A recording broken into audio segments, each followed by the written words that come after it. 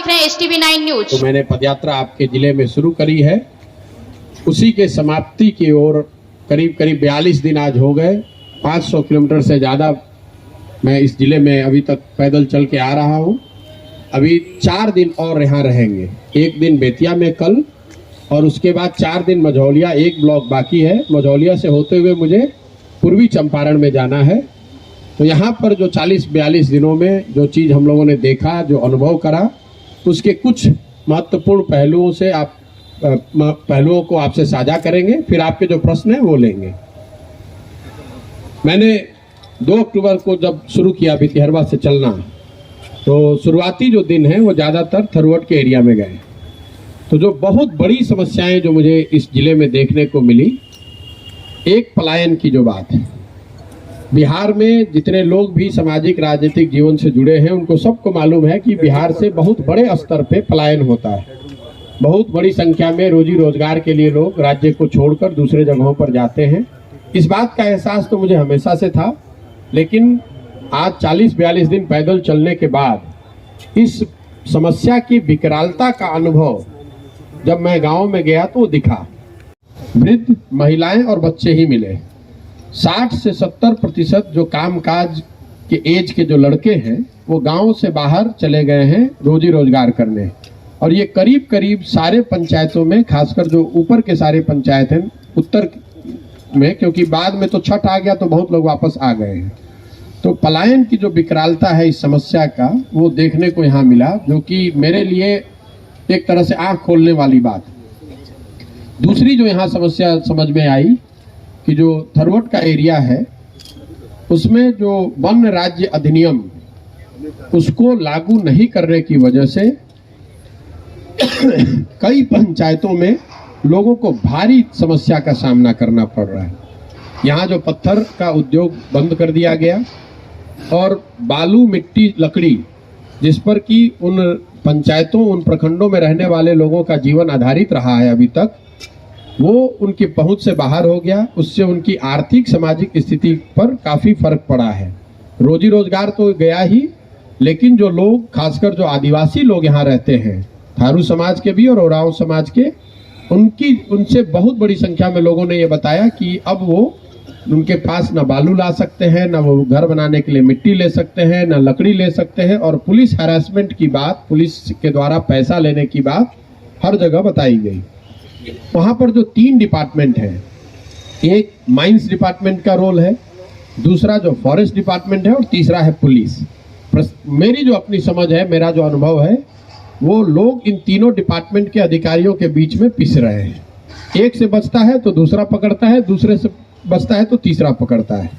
तो ये एक बड़ी समस्या मुझे पलायन से जुड़ी हुई समझ में आई। क्या समझा वो मैं आपको बताना चाह रहा हूँ। शौचालय की जो योजना है, ODF, पूरे चंपारण को ODF शायद वर्षों पहले घोषित कर दिया गया है। मैं पैदल ही चल रहा हूँ, तो कोई ऐसा गांव नहीं है जहां पर कि आप नाक पर गमछा बांधे बगैर गांव से निकल सकते हैं। हर जगह खुले में शौच है। पूछने पर पता चला कि पूरे चंपारण में ये ODF दबाव में जनप्रतिनिधियों के और अफसरों के साथ में बैठकर जबरदस्ती कराए गए हैं। ज्यादातर शौचालयों के विषय में लोगों ने बताया कि 2 से 6 हजार रुपए तक अधिकारियों और जनप्रतिनिधियों के बीच में बांटे गए हैं, और जो 12,000 बेनिफिशियरी का पैसा था वो उसको दिया गया, उसके बदले में 2 से 6 हजार रुपये वापस ले लिया गया। तो एक बहुत बड़ी संख्या में जो शौचालय है वो पेपर पर ही बनाए गए हैं। दूसरी एक जो बहुत बड़ी महत्वाकांक्षी योजना सरकार की, जो 7 निश्चय का हिस्सा है, हर घर नल का जल, मैं 41 दिन में कुल अभी तक 6 या 7 वार्ड ही ऐसा ढूंढ पाया हूं जहां नल के जल की योजना बनने से लेकर अभी तक चल रही है। ये संख्या मैंने कुछ दिन पहले 3 बताई थी, अभी ये 6 या 7 है। 6 या 7 वार्ड में हर घर नल की योजना चल रही है। बाकी सारे वार्डों में या तो योजना ठीक से बनी नहीं, जहां बनी तो चली नहीं, या चली तो फिर बंद हो गई। कुछ एरिया में जहां आर्सेनिक इफेक्टेड है, जहां PHED के पास ये जिम्मा है, वो उन एरिया में भी लोगों ने कुछ बेहतर स्थिति की बात नहीं कही। वहां पर भी हर घर नल के जल की स्थिति वही है। मिला जुलाकर आप ये मान सकते हैं, ये एकदम कोई फिक्स आंकड़ा नहीं, लेकिन हम लोग का अनुमान है कि करीब 95% जगहों पर लोगों को हर नल के से पानी नहीं मिल रहा है, या अगर मिल रहा है तो ठीक पानी नहीं मिल रहा है। शौचालय हो गया, पानी हो गई, ये दो बड़ी योजनाएं चल रही हैं। तीसरा, यहाँ आवास को लेकर जो हम लोग देख पाए, जो आपको शेयर करना चाहते हैं। ज्यादातर जो लोग अभी मिले, गरीब लोग जिनको सरकार की मदद से जिनका आवास घर बनाया गया है, वो इंदिरा आवास योजना को जानते हैं। वो ये बताते हैं कि 20,000 रुपया उनको पहले कभी आज से 20 साल 25 साल पहले मिला था। जो नई योजना चल रही है 1,40,000 प्रधानमंत्री आवास योजना, उसमें कुछ जो लोग मिले बेनिफिशियरी, उन्होंने बताया कि वो 25,000 से 40,000 रुपए तक पीसी दे रहे हैं। मतलब घूस के तौर पर उनको जनप्रतिनिधियों को और अफसरों को देना पड़ रहा है। और जो पहले के उनकी घर बने हुए हैं 30,000 रुपये वाला, उसको लेकर सरकार ने शायद कोई अभी नई योजना शुरू की है, जिसमें उन घरों के अपग्रेडेशन के लिए 50,000 रुपये देने की बात कही गई है। उस योजना को लेकर भी ज्यादातर मुझे जनप्रतिनिधियों ने ही बताया। मुझे अभी तक कोई ऐसा घर नहीं मिला जहां पर लोगों ने ये बताया हो कि हमारा इंदिरा आवास योजना 20,000 वाले स्कीम में बना था, उसके बाद 50,000 रुपये मिल गया, जिसके तहत मैंने अपने आवास को बेहतर बना लिया है। तो इंदिरा आवास योजना मतलब ज्यादातर जगहों पर ऐसा ही दिख रहा है, खासकर जो दलित समाज है या अति पिछड़ा समाज है, क्योंकि यहाँ पर नोनिया, बिंद, मलाह काफी बड़ी संख्या में यहाँ इन समाज के लोग रहते हैं। और जो दलित समाज के लोग हैं, महादलित उसको कह लीजिए, दलित कह लीजिए, अनुसूचित जाति कह लीजिए, शब्द प्रयोग अपने हिसाब से आप कर सकते हैं। उनके घरों की स्थिति भयावह ही है। ज्यादातर लोगों के घर मुझे मिट्टी के ही दिखे या झोपड़ी दिखे। महादलित बस्तियों में जहां लोग हाथ पकड़ कर ले गए, अपने घरों को दिखाया, मैंने ये पाया कि वहां पर घरों में ज्यादातर लोगों के पास अभी चौकी खटिया भी नहीं है। खासकर धनगर समाज में, मुसहर समाज में जब हम उनके घरों में गए हैं, डोम समाज के घरों में हम लोग जाकर देख के आए, तो लोग आज भी जमीन पर ही सो रहे हैं। और अगर उनके घरों में पानी आ जाए, जो ज़्यादातर घरों में है, बरसात के दिनों में या नालों से निकासी की व्यवस्था नहीं है, इसलिए घर में पानी भर जाता है, तो लोग चौकी खटिया पर नहीं बल्कि आज भी चाचर बिछाकर ही अपने झोपड़ी के अंदर चाचर लगाकर ही सो रहे हैं।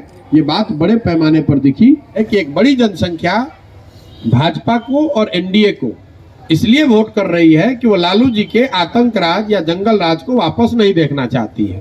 और बहुत बड़ी संख्या समाज का वर्ग एक ऐसा है जो लालू जी को, लालटेन को इसलिए वोट कर रहा है कि वो भाजपा को वोट नहीं कर सकता है।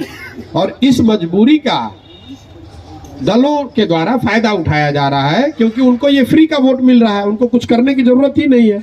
उनको मालूम है कि जो लालू जी के विरोध में जो वर्ग है, जो लोग हैं, वो चाहे जितनी भी आपकी रोड की स्थिति खराब हो, आपके स्कूल की स्थिति कितनी खराब हो, कितना भी भ्रष्टाचार हो, आप लालू जी के विरोध में उनको वोट देंगे ही देंगे। आप देख लीजिए चंपारण में पिछले 30 साल से तो भाजपा ही जीत रही है, भाजपा के विधायक जीत रहे हैं, भाजपा के एमपी जीते हैं, भाजपा या एनडीए। राज्य में उनकी सरकार 2 महीना पहले तक थी, यही के डिप्टी सीएम थे, और केंद्र में भी उनकी सरकार है। और फिर भी इतनी समस्याओं की हम अभी चर्चा कर रहे हैं, और इसमें आप कोई भी समस्या ऐसा नहीं कह सकते कि हम बनाकर बोल रहे हैं। आप इससे सहमत हैं कि नहीं ये समस्या है?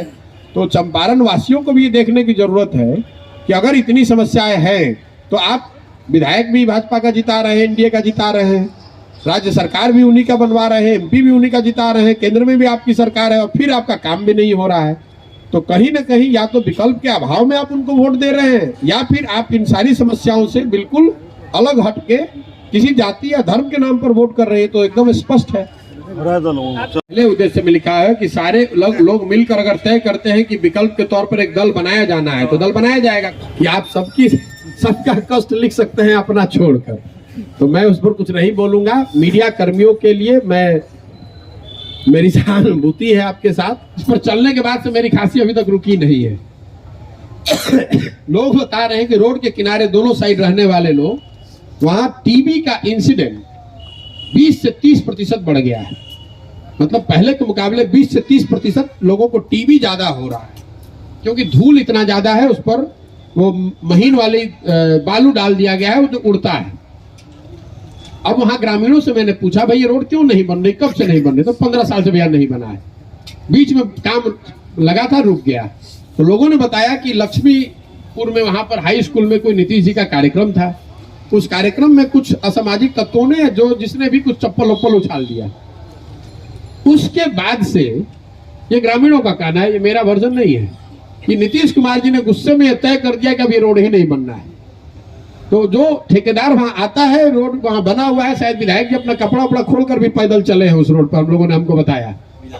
इसके बावजूद वो रोड नहीं बन रहा है। अब बिहार की जो स्थिति नहीं, मेरा निष्कर्ष ये नहीं है, नीतीश आप देखिए, लोग पैसे दे के पोस्टिंग कराते हैं। नहीं, ये सब तो बातें बहुत छोटी हैं। बिहार की